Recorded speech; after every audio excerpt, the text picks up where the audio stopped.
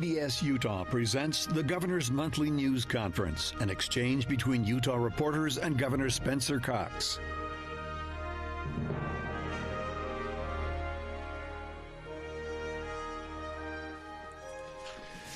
Good morning, ladies and gentlemen. It's great to be with you again. It's great to see all of you. I know it's been a very busy month for those of you, especially those of you who are covering the legislature. Now, we usually start these press briefings with a COVID update. I'm going to forgo that today, and we'll let you know that we will be having a COVID press conference tomorrow morning with our public health officials to give an update on where we are with the virus and the pandemic and where we go from here. So we hope you'll attend. We hope you'll pay attention to that discussion tomorrow morning. I do want to begin, though, by just thanking members of the legislature who have been meeting.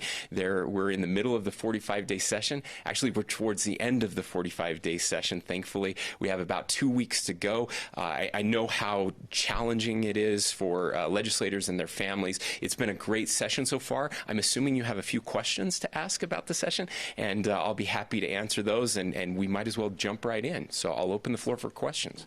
Governor, at this point, the bill to block vaccine, proof of vaccination has made it out of committee. You yourself have said that private businesses have a right to require this if they want to. So is this bill cruising for a veto? Should it get through the legislature to your desk? Thanks, Ben. So we will be talking a lot more about COVID tomorrow, as I mentioned. But as we see, case counts are dramatically dropping. Hospitalizations are dramatically dropping. Omicron has been the most predictable variant of all the variants. It happens the same way in every state, in every country. It goes up quickly and it comes down quickly, just like we were expecting. We also see that we have done very well with vaccinations. There are still lots of people that we need to get vaccinated. But Utah is in a great space, and we're going to be in an even better space in the next week or two. And I'm ready to, I think most Americans, certainly most Utahns, are ready to move on from all of this debate and discussion that has been so divisive around the variant.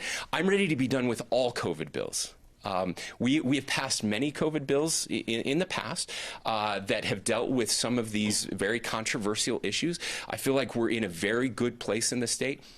I do think it's time for businesses to stop requiring vaccinations to get in. I was very pleased to see the Utah Jazz announce this past week that after, I think, February 25th, they will no longer be requiring vaccinations to get into the games. I would encourage all businesses to do that. I think that's where we need to be. It's concerning because you could actually have COVID and still get into these places because you had been vaccinated. And certainly with Omicron, we saw so many breakthrough cases. And so no longer is being vaccinated equivalent to not having COVID or not being able to spread COVID. And so I don't think they make sense in that way. But I'm certainly ready to be done with all of these bills. Again, one of the ways that the legislature can signal to Utahns that we're moving on from the pandemic phase of the virus is to not run any more bills around COVID. And so we're watching this one closely. We'll see where it goes. I hate mandates. I don't like government mandating that people get vaccinated. That's why we've sued the Biden administration successfully to prevent that from happening. I don't think we should be mandating, telling businesses and people what they need to do with regards to this epidemic. And if I'm being consistent, and I've said this before, that also means we shouldn't mandate businesses with their requirements. We already have an exception for employees. Every employee in this state already, we passed a law that I signed. They have the ability to opt out of any vaccine requirements. So we're really talking about businesses doing business and customers. I think the market will take care of that, and I suspect that over the next few weeks we'll see the few remaining vaccine requirements go away from businesses. Governor, last year you were opposed to the transgender athlete bill. Yesterday you signaled that you have some optimism that you could get to a place where you might support it. What has to change in order for you to sign the bill? So we're looking at this bill very closely, and I want to thank both sides of this issue. You'll remember when I signaled my opposition to it last year, that was a complete ban that we were talking about. And I said there has to be a better way, and I encouraged both sides to come together. And that's exactly what has happened. And both sides are saying that. If you look to Equality Utah and Troy Williams, he's talked about the sponsor of the bill, Representative Birkeland, how hard she has worked over the past year. I give her enormous credit in bringing people together to try to find a solution. They've also both said that they're very close, that this bill is close. It doesn't give everyone what they want, which probably means it's a good step in the right direction. We don't have support from both sides yet, but they're signaling that they're close. If there's maybe a couple changes that can be made, I don't want to poison that discussion in any way with anything I say here today, except to say that my team is also involved in those discussions, and I think we're close. I think we'll get a much better bill. I'm hopeful that we will get something where both Equality Utah and Representative Birkeland can come together and say, hey, we like this. It's not perfect, but it's better. It will protect women's sports, which is really important, but also allow many, if not all, of our students. And by the way, there's very, very few, if any, right now that are participating in sports, but will allow a path for that to happen. So this is a very different bill. This is unlike anything that has been passed or attempted anywhere in the country. And so I'm anxious and hopeful that we can get this issue off the table. Again, it's a very, very small issue. It gets blown out of proportion because you'll see an Olympic athlete or a college athlete somewhere who is dominating their sport. That's certainly not happened here in the state of Utah, but we're going to try to find a path forward. So the two sides, Representative Birkeland and Equality Utah, must agree for you to support the bill. No, that's not what I said. Okay. I'm hopeful that we can get to an agreement, but I will say we're much closer than we were before. We'll see what comes out of this. I'm keeping my mind open, and I know they are as well. But as this bill is written right now, would you sign it? It hasn't passed yet. It's close. That's all I can say right now is that it's close, and I'm hopeful we can get it across the finish line. Republican governors in at least 10 states have signed bills to ban transgender athletes from girls' sports. Are those governors wrong? So I mentioned this before when we talked about it last year, and that is that when I talk to our transgender students in the state, and I've encouraged our legislators to do as much, and again, Representative Birkeland has done this, and she deserves enormous credit for having these conversations, these very difficult conversations, and what I said is I'm more worried about their mental health. I'm more worried about the safety of these students right now. They're not in our state dominating sports. That's not an issue that we need to deal with. And so I rejected that last year. I do think there has to be a better way. I think we're close to that better way here. And if we're able to find something that works better and it helps here and it's a win for both sides, then I would encourage those governors to consider something like that. Governor, your thoughts on the flyover over the Great Salt Lake? Why do that with lawmakers? What came of that? Sure. Yeah, I've had multiple conversations with lawmakers who did the flyover. They were able to go and spend some time. We took some a couple days ago, and then this morning, the National Guard. I want to be very clear because for some reason this has gotten out there that this is costing enormous amounts of money. These are required training hours for the National Guard, so these are flights they would have to do anyway, and it makes sense to use those hours to help our legislators see the scope of the problem. I liken it to the first time I saw Delicate Arch or the first time I saw the Grand Canyon. I'd seen pictures of it my whole life, and you can say you know what Delicate Arch looks like, but when you see it the first time, it's breathtaking, it's overwhelming, it's incredible. There is no substitute to seeing it in person. And even those who are the biggest advocates for the Great Salt Lake were shocked shocked when they got up there and saw that bird's eye view of how dry it really is and how small the lake has gotten. No picture, no drone footage can do that, what they were able to see with their own eyes. And we've heard back from people who, thought this was somebody else's issue, who have said, wow, I had no idea, we need to do more, and I'm on the team. And so the way that it galvanized people, the way that it unified people, I think was critically important, and I applaud the Speaker and the President for making that happen, going early in the morning before their committee meetings start, and giving them an opportunity to see firsthand what's happening out there. The Speaker's bill was made public yesterday. Yeah. $40 million alone just for getting water to the Great Salt Lake, as well as watershed and habitat restoration. You have budgeted $50 million overall. Is this enough? Well, it's a start, and the Speaker would tell you it's not enough. He will tell you it's a start as well, but it's an important start. And so I think he said, if I remember correctly, that he expects that there will be bills every session going forward on the Great Salt Lake, and I anticipate that as well. We'll be proposing some of those. We'll be working with legislators on others, and so it's a great start, and that's what we're doing, is to help to galvanize public opinion on this, help people understand why it's important. That takes time, but the steps we're taking now are the critical steps, and really laying the framework so that we can do more of this in the future. What that bill does, it's not just the $40 million that's important. It sets up a framework that allows additional dollars from nonprofits and private organizations to couple with the state dollars, and to help get water rights that will allow additional flow to come into the Great Salt Lake. So this is very exciting, and I think, again, combining the private sector and the nonprofit sector with the public sector makes our dollars go a lot farther. So it's not just $40 million. This will lead to hopefully hundreds of millions of dollars dedicated to this cause. Governor, there is a provision, though, in this bill, and I'm just quoting right from the language, that you shall use no less than 25% of the grant money to protect and restore wetlands and habitats in the Great Salt Lake surrounding ecosystem to benefit the hydrology of the Great Salt Lake. 25% doesn't seem like very much. So why are you comfortable with this language? Sure, yeah, I am comfortable with that because, again, it does more than that. So this is about improving the wetlands.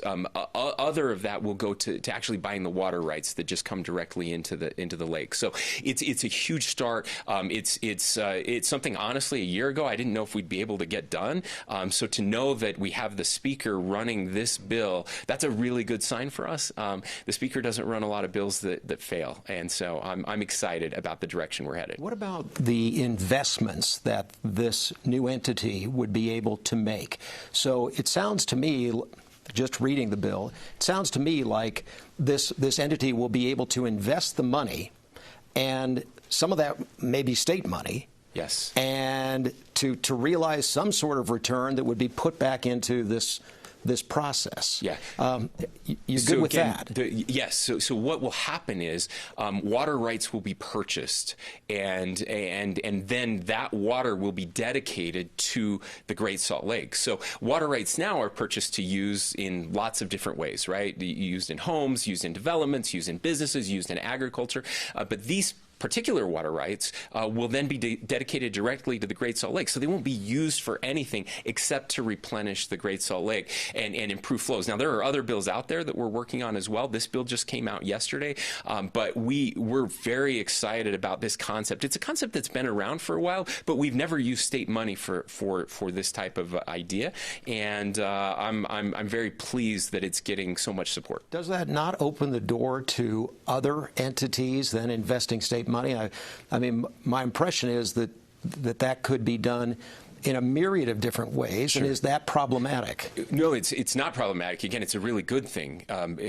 maybe I'm misunderstanding the question, but we're going to move on to some other questions. It's not problematic at all. If we can invest state dollars in saving the Great Salt Lake, I'm going to do that.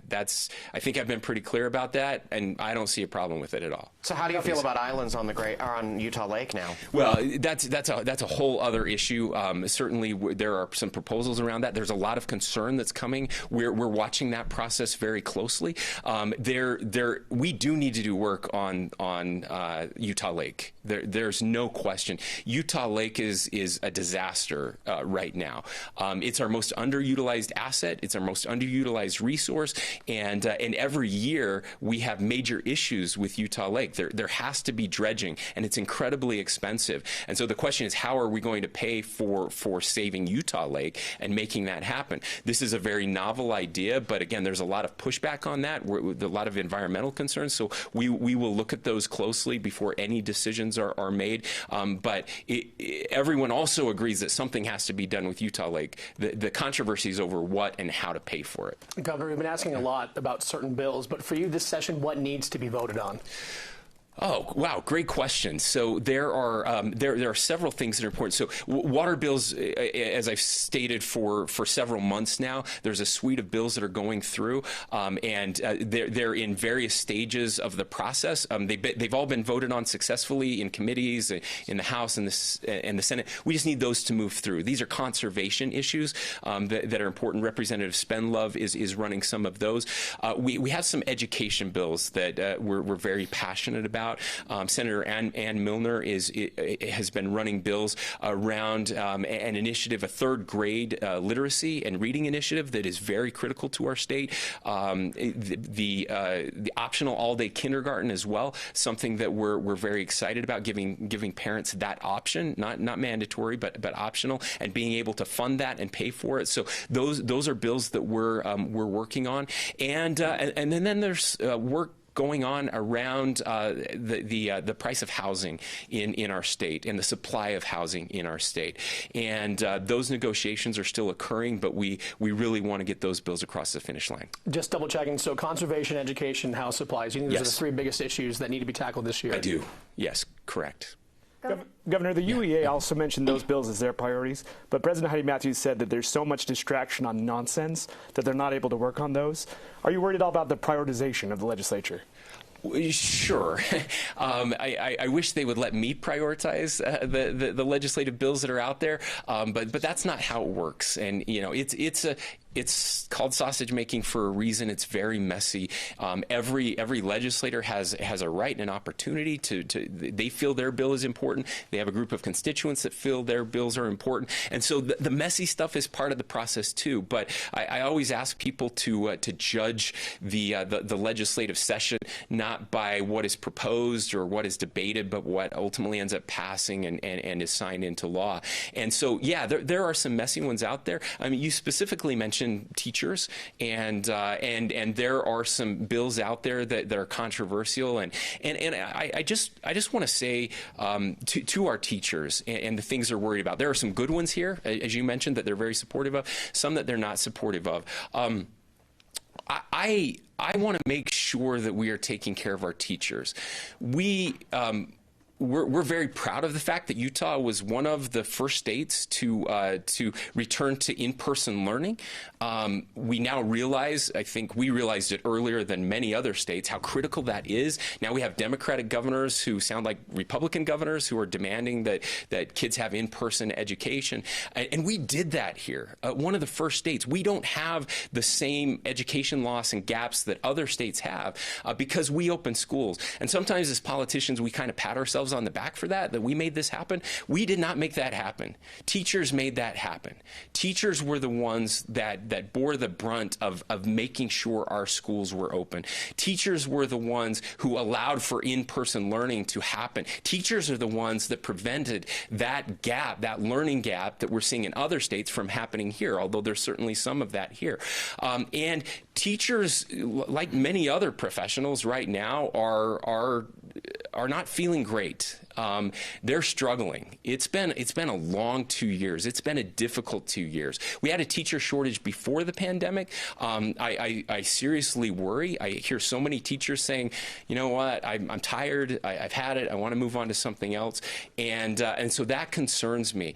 And so there are lots of bills out there that seem to be kind of pummeling or piling on with our teachers right now. And I just hope the legislature will be very careful and very cautious in the way they message those bills as they're looking for compromises or ways to move those bills forward, that they will do so in a way that is respectful of our teachers, and that we're doing our very best to take care of our teachers and make sure they're okay. What are your thoughts on the voucher bill, the Hope Scholarship bill, then? Yeah, so a good point. So the question is about the voucher bill, the Hope Scholarship bill. I am an advocate for choice. I'm a huge believer in choice, and I think that that parents should be able to use taxpayer money in other ways. We have an incredible charter system of schools here in our state. We have more choice than we've ever had before, and I think that's good. I think that's positive, and at some point, I will be absolutely willing to support vouchers, but that point is not now. Because we are underfunding our schools. You can't take money that could go to our schools and allow it to go to private schools when you're not fully funding the education system in our state. The average starting salary for a teacher right now in Utah is $43,000. That's actually a significant improvement, and it tells you how far we have to go. And so I think the average pay, not an average starting pay, average pay for a teacher in the state is north of $50,000, maybe $53,000, somewhere around there. And so with the price of housing, with inflation happening right now, I don't want to live in a state where teachers can't buy a home. That's not okay. And so, when teachers are making $60,000 a year to start, I will fully support vouchers. I'm all in on vouchers. But we have a long way to go before we get there. I want to get there. I believe in vouchers. I can't wait to get there, but now is not the time. So let's get our starting teacher pay at $60,000, and then let's do vouchers. So will you veto it if it gets to your desk? Yeah, I would. Governor, what about other jobs in the state? You've been sticking up for teachers and education, but we know great resignation's been going on. Sure. A lot of people, claim they're underpaid, and they might be. I know you said you want teachers to be able to afford a house. What about other industries and businesses throughout Utah? Well, that's the beauty of markets, right? So we are seeing, unfortunately, inflation. Inflation higher than we've seen since I was, 5 years old. I think that's how long it's been since we've seen inflation like this. And certainly, some of the monetary policies of the federal government are causing that. It's unfortunate. However, I believe in markets, and markets work, and that's why we're seeing so much of the Great Resignation. Is that people need to make more, and they're demanding to make more. And again, our unemployment's 1.9%. That's a great problem to have, but it is still a problem. It's the lowest in our state's history, second lowest in the nation. And by the way, I will also tell you, is we've talked to our economists. There's this kind of theory out there that there's a lot of people not participating in the workforce right now.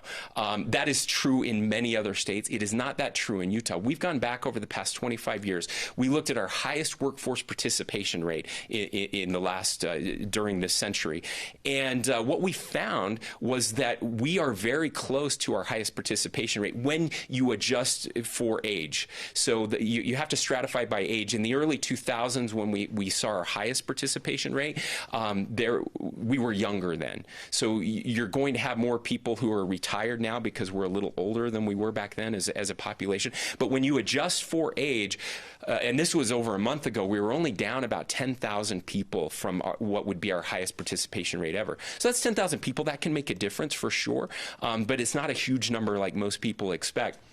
So what you're seeing is industry, they are raising their salaries for people. That's the way the market works, and that's okay. That's a good thing for people.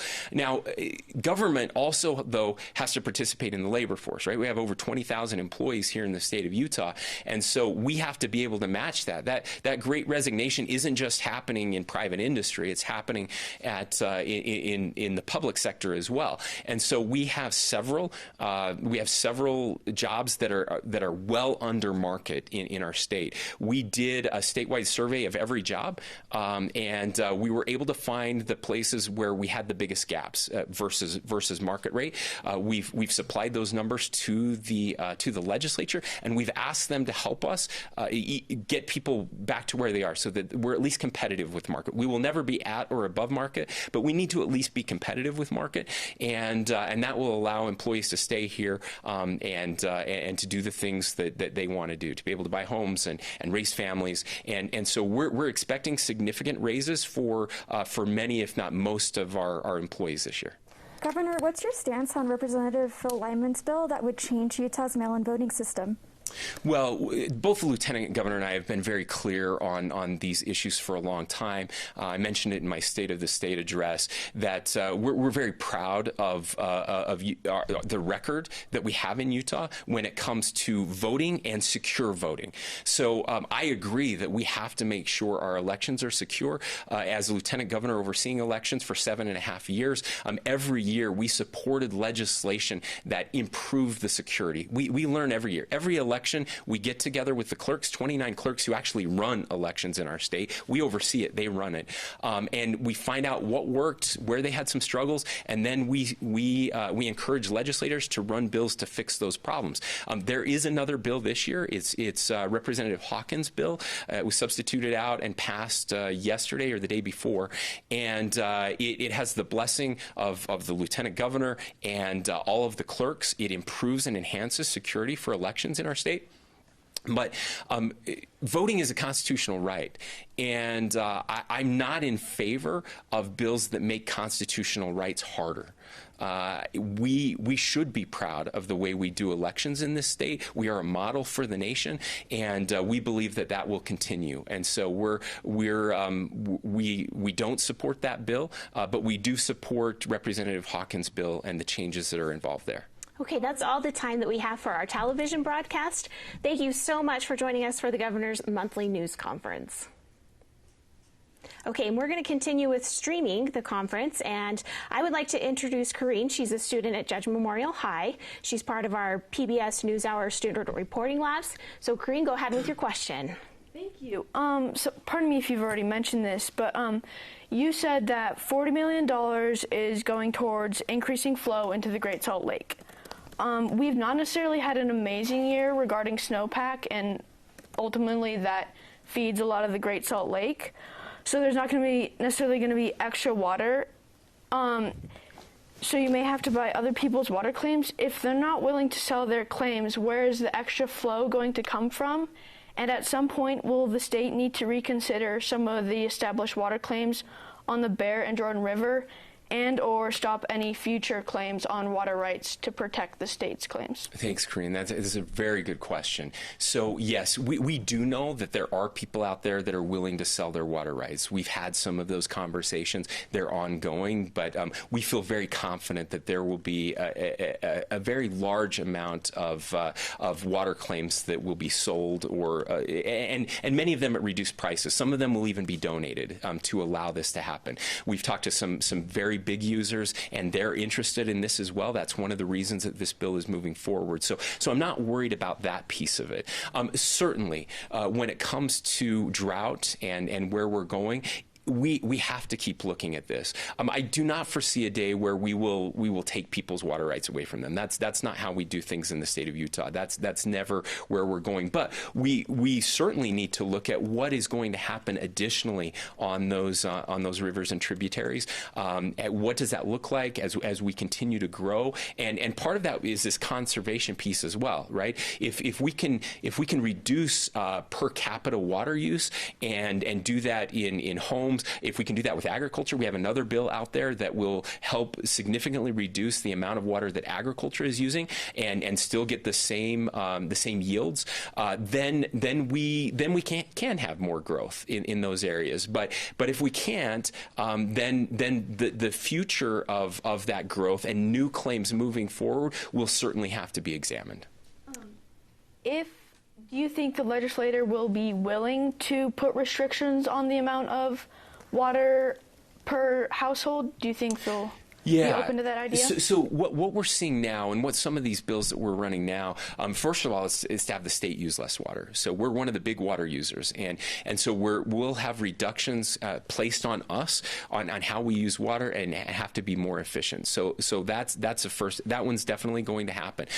We're also going to stop park strips and unnecessary water usage. Allow more of that to happen in municipalities. There are some places now where it's required you can only have grass. You can't even do a water-wise landscape if you want to. So we're trying to remove some of those things and then see how far that takes us. One of the things I'm really proud of is that when we asked Utahns to use less, they did. We saved billions and billions of gallons of water last year. And so I believe that this is a first step. The secondary water metering is another one that's really important.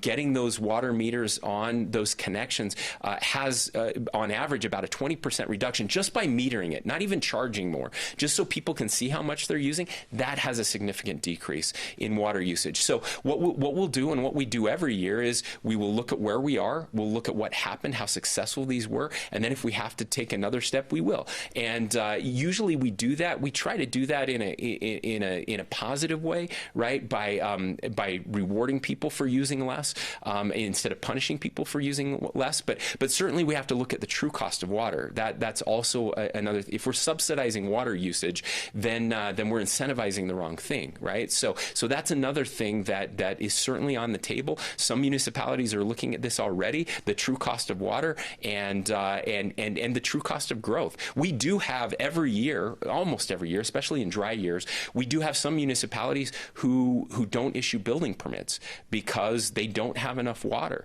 And so those are done on an individual basis, and but we give them the data and help them through those decisions. And so all of those things will occur. Hopefully, you're right, we haven't had a great water year. December was awesome.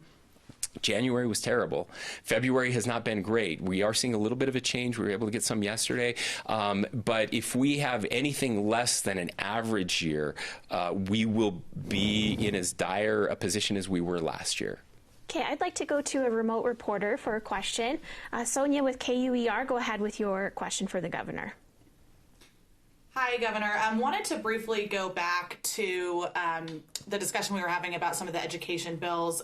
You talked a lot during your campaign about wanting to reduce the burden, the regulatory burden on teachers, and just let teachers do what they do best, which is teach. What are your thoughts on some of these curriculum transparency bills that we're seeing?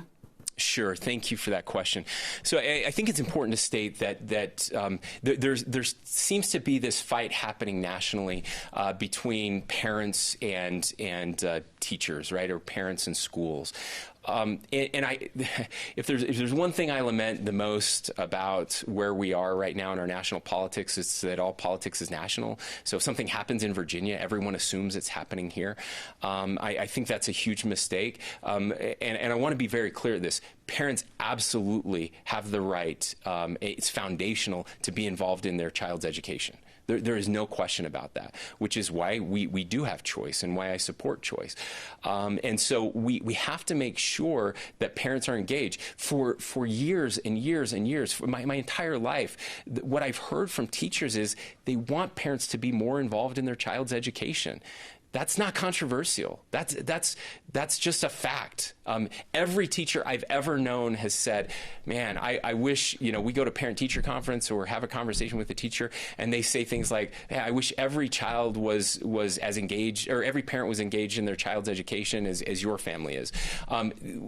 That's positive. We should be finding ways to make it easier for parents to know what's being taught and to be able to have those conversations with their children. By the way, that's the best way to do it. Good parents talk to their kids every night and ask them what they learn in school, and then we have a conversation about it. That's what we've done in my family. It's what I encourage families to do. So there's nothing inherently wrong with teachers letting families and parents know. I did this in college. I had many high school, even some middle school teachers who did this. We would have a syllabus on kind of what we were going to learn that year. That's fairly easy. It's not a huge burden. At least it doesn't have to be a huge burden. Now the details matter, right? And so some of that legislation can be a huge burden. And I'm very hopeful that we can find a space where it allows for more parental involvement in their child's education without overly burdening our teachers for the reasons that I already mentioned. So I'm watching carefully. I do have concerns. I know there's been changes made to those bills. I'm not sure where they are right now. I've been working on some other issues, but that's certainly one that we will take a close look at as they move towards the finish line and if they get to my desk. Chris Reed with St. George News, go ahead with your question. Good morning, Governor. And getting back to the Great Salt Lake and drought issue, from a southern Utah perspective, you mentioned about municipalities having to put moratoriums on growth, and that's certainly the case down here. We're also seeing the Department of Interior saying that Lake Powell may get so low it might affect electricity in terms of the fact that the turbines won't have water to turn. So with that in mind, what do you tell people down here to justify diverting water into the Great Salt Lake, which may not necessarily bring water to the taps down here at the same time as trying to mitigate drought efforts down here? Is it possible to do both? Sure. Yeah, Chris, thank you. It absolutely is possible to do both. And of course, we're talking about a little different watersheds and the way that water flows and how it gets down to southern Utah. But this is critical, and it's critical everywhere, and probably even more critical in southern Utah, where we are seeing tremendous growth and those pressures are coming. But this is not an either or proposition at all. There are just so many things we can do. We've been blessed historically with a surplus of water. And that's not because of the geography of Utah. It's because of wise decisions that were made many years ago before all of us were here that have allowed us to have a surplus of water as we've been growing as a state. Now we're to the place where we don't have that surplus of water, combined with, of course, the weather patterns and what is happening out there. You may have seen there were some articles this week, a study that was done, I believe, coming out of California, that in the West, this is the worst drought in 1,200 years. You heard that correctly. Since the year 800 AD, that was the last time we had a 20-year drought that was this bad. So I don't know what was happening back in 800 AD that made it the case, but certainly I know where we are now. So when you're facing, and I think that's part of what maybe is difficult for people to comprehend, right? We're struggling understanding a once in 100 years pandemic.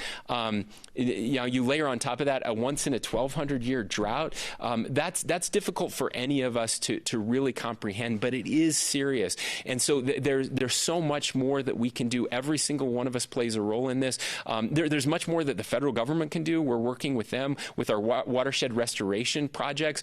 We have these invasive species of plant and trees that suck water out of the land, and they're drying up our rivers and streams just as much as the drought is. And so making sure that we change those riparian areas, get them back to the native species that use much less water, and that will allow more water to flow into streams and rivers. We have to have more storage as well. That's part of this. The reason we have a surplus of water is that people were smart and they knew we had to store water, and so they did, and we've stopped doing that as a country. So it has to be an all of the above approach, and it has to be an everywhere approach too, not just northern Utah versus southern Utah. We're all in this together. Sean with the Spectrum, go ahead with your question. Hi, Governor. I wanted to ask about the recent announcement that several companies would boycott the Outdoor Retailers Expo if it moved back to Utah over the state government's stance on federal land and national monuments. And do you expect the state to change its position on, federal lands and specifically like the Bears Ears National Monument? Well, thank you for the question. So just a little bit of background. Several years ago, the Outdoor Retailer Show was here in Salt Lake, and every year we had an amazing relationship with the Outdoor Retailer Show. They had a seat at the table. They were here. They met with Governor Herbert. I was then Lieutenant Governor. We met every year. We talked through those issues. They did have some success in influencing some of the policy with the legislature, making some changes with Salt Lake City and some of the requests that they made. We became the first state in the nation with an outdoor recreation office, something that many states have copied now. That was a direct result of conversations that we had with the outdoor retailers and their show. And then they decided that they were going to use that as leverage, and that they threatened to move to another state. Ultimately, they ended up moving to Colorado, and we were told that would be the end of the world, that our economy would crash, that it would, businesses would never move here, that it would be awful for our state. And turns out none of that happened. We have the best economy in the nation. Our outdoor industry, our outdoor retailer industry is thriving. It's stronger than it's ever been before, which is, by the way, one of the reasons they're trying to move it back here is because our outdoor retailers have been so dominant, and we have so many that have located here even after they moved the show, and it's been incredibly successful. By the way, we have lots of other outdoor retail shows here. We have several. We just had the big hunting expo here. 60,000 people were here. The truth is, they threatened to leave, and we didn't miss them. So we would love them to come back. I've had these conversations directly with them. We desperately want them to come back. And it's really interesting, this threat of a boycott. Look, I know where we live today. I know what the world is like today. People care much more about getting social media likes and saying we stood up to the governor of Utah or whatever they're trying to do here. But we really, I sincerely mean this, we did not miss them at all. And so I'm hopeful they come back. I think it would be great to have them come back, but they're hurting their own cause. And I think that's what they really don't realize, because they gave up their seat at the table. I can't tell you, the very people who first threatened to move this came back to me after they decided to move and apologized. They said, this was not what we were intending. We were just trying to use this as leverage. We never really wanted to move it. And now it moved, and we feel terrible. And so that seat at the table is gone. If Patagonia and these other companies really care about this issue, they would want to be here to have this discussion, not go somewhere where everyone thinks exactly like them. But I can tell you that threat of boycott will do absolutely nothing to change any policy that's happening here in the state of Utah. Not even an inch. We won't give it another thought. In fact, the people that Patagonia and others hate the most really don't want them back. They're excited. They're saying, don't bring them back. This is great. And so I don't think that's good for their cause either. I don't think it's good. I think the best thing would be, what makes sense on paper, and clearly coming back to Salt Lake makes sense. That's why so many are pushing for it. It makes sense to them from a revenue standpoint. It makes sense from an ease standpoint. It makes sense from an access standpoint. Our airport's closer. Our venues are less expensive. Our outdoors are much closer. They can actually do the things that they care about, and then come back and join the discussion. You can help make a difference. You really can have influence. You can help to temper some of the things that are happening. We can find common ground. We've been able to do that with many other industries. They may not agree with everything, but I think there are some things that we definitely agree on. We are very proud of our outdoor industry, and this notion that we don't care about the outdoors because we have a disagreement with the Biden administration over the way that they are mandating these 1 million-acre national parks and not giving any resources to help protect the very things not national parks, national monuments. The very things they claim they want to protect are being destroyed because they haven't given any funding, and people are coming here from all over the world and destroying the very things that these monuments were meant to protect. Come back and have that conversation. We would love to have you. It would be amazing. Or don't. Whatever. It's fine. Okay, one last reporter on Skype. We have Amy with Utah Public Radio. Hi, Governor Cox. So There's been a lot of legislation this session about water, and we've talked about water ad nauseum, today. But I'm just curious, is there any legislation you're particularly excited about, or you think will be particularly effective? And do you see any gaps in legislation that could be filled to address the lake's needs or the water needs of Utahns? Yeah, so certainly there will need to be more. We're working on the science side of this as well. By the way, this is not a phenomenon happening just here in Utah. These types of saltwater lakes have been drying up all over the world for a significant amount of time. So there are still questions that need to be answered about hydrology and the best way to help preserve these incredible resources and ecosystems that matter here. And so certainly there are some gaps. We're not done there. Again, we're going to need more funding in the future as we get better answers and as we kind of choose from, here are 10 options, which will give us the best return, the quickest. So some of that will still have to happen. What I'm most excited about, though, is that we're having this conversation and how serious people are taking this. And legislators, again, I had people get off that plane that said, I had no idea it was this bad, and I'm all in. So that excites me, and that will allow us to fix some of these things moving forward. I've already mentioned, I think, a couple of the bills that we're most excited about. The secondary water metering is a huge and very expensive change to our state, something that we've been needing to do for a long time, something that some water districts have been able to do, but the majority of them have not, just because it's so very expensive and the infrastructure is outdated. So using some of these ARPA dollars, the American Rescue Plan dollars that came to the state, as well as looking at infrastructure dollars that are coming from the new infrastructure bill that was recently passed by Congress. We don't have that funding yet. Seeing how we can use that as well to improve and enhance our infrastructure. But the other one that I'm really excited about is the funding with a program that we started last year or 2 years ago that is helping farmers use less water and use the newest and best technology, helping them be able to invest in that technology, because that's where we can really see significant reductions in water use across the state and still make sure that we're growing food. I mean, it takes water to grow food. We know that. It's so important to our state, and I want to make sure that we're protecting our ag industry, but also helping them to use less water. And that's where I think we can make some really significant jumps, and the legislature agrees, and so we're very hopeful we'll be able to get that money into those programs. Governor, a massive work permit renewal backlog is threatening to put immigrants out of work, while some already have lost their jobs, including thousands here in Utah. People can't even renew their driver's license without the permits. This delay is affecting everyone from asylum seekers to DACA beneficiaries. Will you support local organizations that are planning to pressure federal government to resolve this issue with USCIS? Yeah, thank you. So yes, we have to solve those federal backlogs. That's really important. I was in, some of you know, I was in Washington, D.C. just a couple weeks ago, had an opportunity to meet with my fellow governors. I didn't get that opportunity last year because of COVID, so this was my first time as a governor, as one of two new governors, actually three now with Virginia's new governor since last year, to come together and talk about some of these issues. And immigration was one of the issues that we did talk about. In fact, I had an opportunity.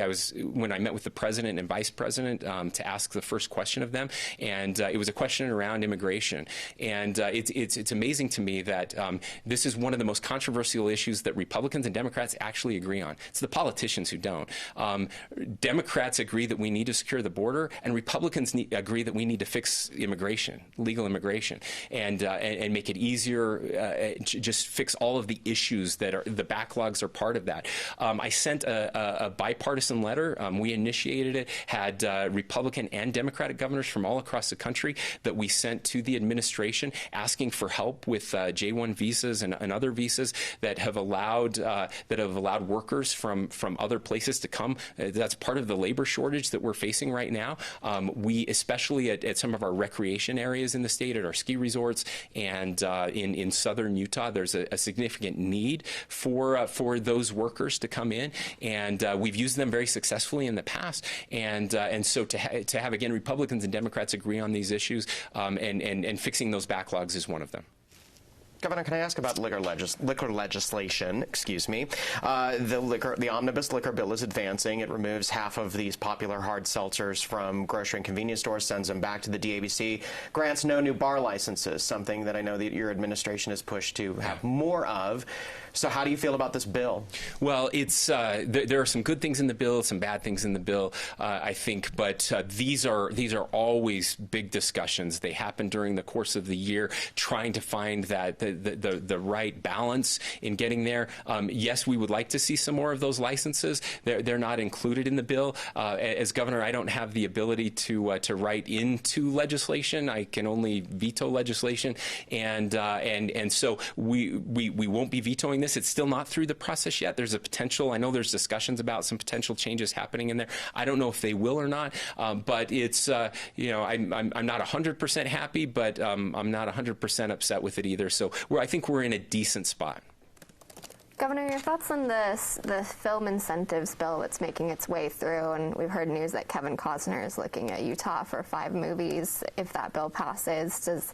Your thoughts on that? Would you sign it? I know you've talked before about how you're not a fan of state or film incentives. Yeah, well, I'm not a fan of incentives in general. I wish that every state got rid of all of their incentives and we just competed on the basis of our labor, you know, our workforce, our policies, our tax policies, all of those different things. Because if we did that, Utah would win all the time, and we are winning all the time. And so I don't like incentives for our business incentives. I don't like those tax incentives. I don't like the film incentives. I hate all of them. That being said, I'm also a realist, and I know that other states do have these incentives, and so we have to, at some level, be able to compete with these other states. We've been able to do that in the past with a much smaller incentive. There's a reason New Mexico has giant incentives. It's because their economy is not nearly as strong as our economy, and so we don't have to be as big with our incentives or as crazy with our incentives. That being said, I do worry about our rural areas. That is one area where there is a need for jobs, where there is a need for investment, and so where there's an opportunity to bring some sort of economic development to rural Utah, I'm always open and willing to look at that. But you have to weigh everything, and this is hard. This is what the legislature does. I submit a budget. It's a recommendation, but they are the ones that actually have to figure out the budget. And so if you're putting more money in that incentive, what are you taking it away from? And can you get a better return somewhere else? That's the question. And historically, when we've looked at the numbers, the actual return for taxpayer investment on these incentives is very small. It's much smaller than in other areas. That's why I haven't supported it in the past. That's why I didn't support the increases last year. And so we will look at this one. We will look at the numbers. We will look at the return. And if it makes it all the way through, I'll make a decision when it gets to my desk. All right. Sounds good. We are close to out of time. You got 5 minutes back. We usually fill the whole time. So thank you for answering all of our questions and being here today. Well, I'll waste more time next time. You want to address just to have a little more fun. That's totally fine. Jazz are coming up on the All-Star break. We know you love the Jazz. What do you think about where they're at in the NBA standings? Well, if you asked me this yesterday, I would have had a much happier answer for you. But obviously, last night was not a fun loss. It wasn't great. But I really like this team. I really do. We haven't seen them all together for quite a while. We've had so many injuries and so many issues. Shout out to Joe and Renee Ingles. I know they're off, I think, on a little vacation right now. Before surgery, and really sad to have him traded. We're all hopeful that we can get him back. But I still love this team, and I think that the time off for some of these guys was really good for our young players. I love what we're seeing with Forrest and Doak and those guys. It's really impressive. I think they're going to be able to help us down the stretch. I'm still very bullish on this team. I really like our chances when we're all healthy and playing together. I think we're as good as any team out there. So yeah, I'm the eternal optimist. Every year is our year, and I'm more convinced than ever that this is our year. Governor, what are your thoughts about the death of the candy bomber? Yeah, thank you. So I had an opportunity to meet Gail Halvorson on many occasions. I consider him a friend. And I don't know if there are any better human beings anywhere on this planet. And it's sad in so many ways. Gail was 101 years old. I was last with him a few months ago at the University of Utah.